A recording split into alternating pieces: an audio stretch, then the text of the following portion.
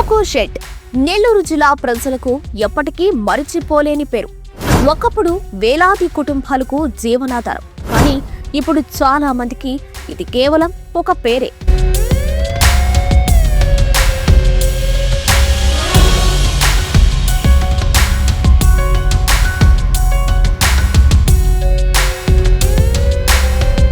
అసలు loco shed అంటే ఏంటి?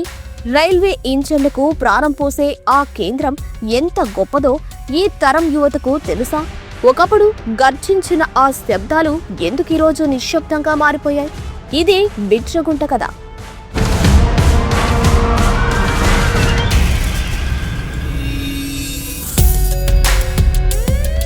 బ్రిటిష్ పాలన కాలంలోనే British government south India railway వ్యవస్థను బలోపేతం చేయాలనే లక్ష్యంతో 1885లో బిట్రగుంటలో స్టీమ్ లోకో షెడ్ ను నిర్మించింది.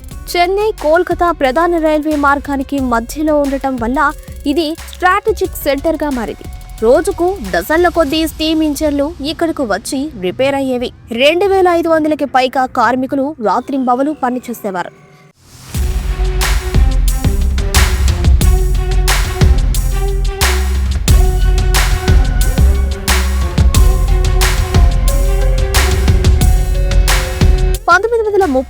లో నిర్మించిన రౌండ్ హౌస్ ద్వారా ఇంజన్ల దిశ మార్చే టర్న్ టేబుల్ సదుపాయం అందుబాటులోకి వచ్చింది.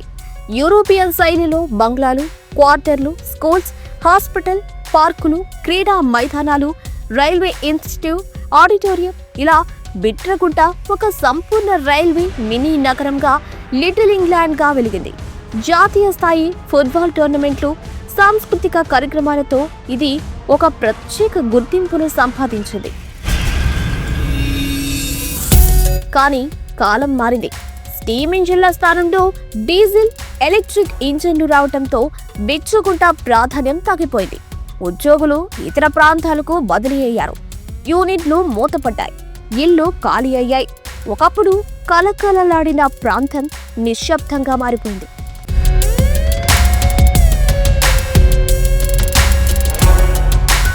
ఈరోజు బిట్రగుంట వద్ద 750 ఎకరాల విలువైన భూమి, వందల కోట్ల ఆస్తులు, రామాయపట్నం పోర్ట్, దగదత్తి ఎయిర్పోర్ట్ వంటి కనెక్టివిటీ కూడా ఉంది. Vande Bharat express coach factory, electric locomotive తయారీ కేంద్రాలు ఏర్పాటు చేస్తే వేలాది ఉద్యోగాలు సృష్టించవచ్చు.